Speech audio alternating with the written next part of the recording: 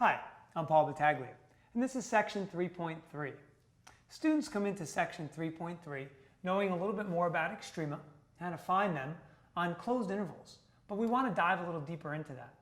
For instance, we'd like them to be able to describe the behavior of a function and describe where there might be maximum and minimum points analytically. So the essential question we would like students to be able to answer at the end of section 3.3 is, how do I determine where a function is increasing or decreasing? And how did I determine where it has maximums or minimums? So to start this chapter off, you're probably going to go through a bunch of analytic examples, but it's important to offer students that graphical support so they can put the picture and the visual representation together with what they're finding analytically. That being said, it might be helpful to extend some of the examples you see in the textbook with a couple others, maybe to try and catch students off guard a little bit once they've gotten rolling a little bit. For instance, let's suppose we give students a derivative. Let's call it f prime of x equals the quantity of x minus 1 times the quantity of x plus 2 squared. And ask them one simple question. Tell me where this function has extrema.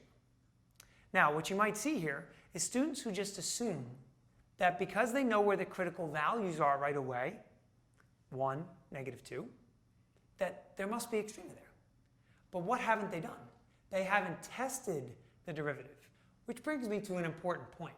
The first derivative test asks students to analyze a first derivative so that we can make conclusions about the function itself.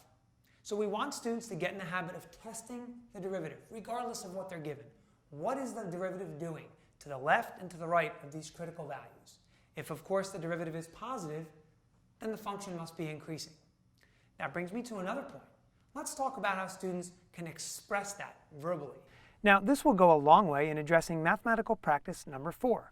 Use correct notation, language, and mathematical conventions to communicate results or solutions. So what do I want students to say? Or what do I not want them to say? Well, I certainly don't want my students to say things to me like, well, I see that it is increasing because it is positive on the interval 0 to 5. So what would be a better way to say that? The function is increasing on 0 to 5 because f prime is greater than 0 on 0 to 5. This gives them the idea that, okay, I know what the function's doing, and here's why. Likewise, if we find out that a derivative is negative on an interval, we would want to say the function is decreasing on this interval. And how do I know that? Because its derivative, there's that word its, f prime is less than 0 on this interval. Now, the entire time as you work through these examples, you might be able to see if students are still having issues with some of those differentiation rules we saw in Chapter 2, product rule or quotient or chain rule. Don't be afraid to address them. In fact, it's vital that you do because we need students to be able to use these rules effectively to do some of these tests that we're working with, not just in this section, but as we go forward. Some other common mistakes you might see from students. Sometimes we get the assumption that we're looking for the place where the derivative is equal to 0, and that's where the critical values are. Well, that's half true, right? The derivative can be 0 or undefined, and those are critical values. So watch out for those undefined numbers. Likewise, students might look at the domain of a function right away and assume that if there's a number inside that domain that is excluded, where the function does not exist, that this must be a place where we don't really have to worry. Well, think about it. Isn't it still possible that a function could change behavior around that undefined value? Yes, so we don't want to dismiss undefined values. Here's another mistake students make.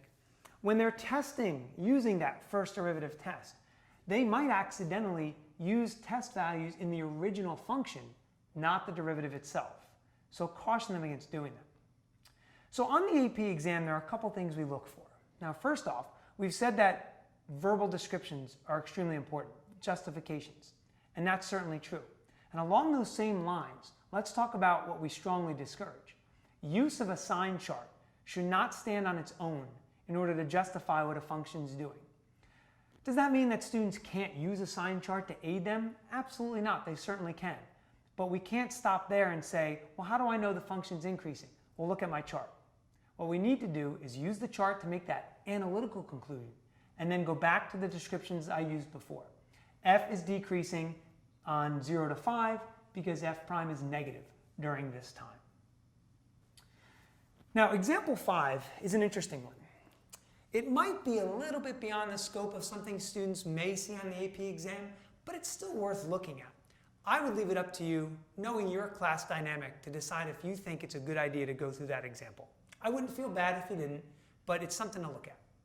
And as a good idea for a lesson closure, something that really gives students an idea of what they might see on the AP exam, consider exercises 83 through 88. Very good problems. I hope these tips helped. I'm sure you'll find much success in section 3.3.